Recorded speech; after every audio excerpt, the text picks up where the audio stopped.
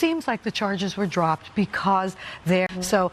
I actually respect the fact that the prosecution is saying we're. I follow Hilaria on Instagram. Beautiful pictures. Yeah. And they posted a picture of the two of them together. And he says, I have the most incredible wife. Thank you for standing by. Thoughts go out to the family of Helena, who did lose her life in all of this. And hopefully changes can be made in the future. Thank you, Rebecca. Always good to see you. All right, still ahead, the fight for fairness in sport. And we should not be surprised.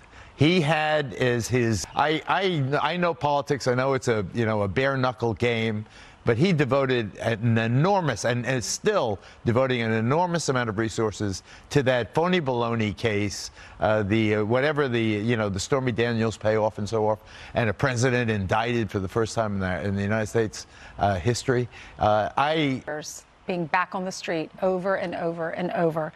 And the chief prosecutor, his chief prosecutor, previously bragged about letting violent felons out on the streets, including a murderer. So that's what we're facing here in New York. And we're leaning on federal lawmakers like Jim Jordan to come into our city to highlight the story of the victims, because Alvin Bragg doesn't do that. Well, I think the Jim Jordan thing is very controversial, and it really rubbed some people wrong. But I will say that there is plenty of room for bipartisan cooperation to make the city safer. If you don't make people feel safe, then law enforcement and government has not done its job. That's the most important job government has. Well, without Jim Jordan, the victims don't have a voice. And Republicans in this city want to see change. Democrats want to see change. And no one's listening to the voters, or no one's listening to the people in New York, because Alvin Bragg doesn't care. He has his own agenda.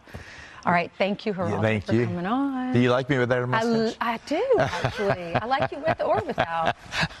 All right, will you ever shave it? Will I ever shave it again? No, my mustache. I grew it the next year in 1968. It's your signature. And I don't even know what my lip looks like now. Thanks, Geraldo. Have a great weekend. Okay.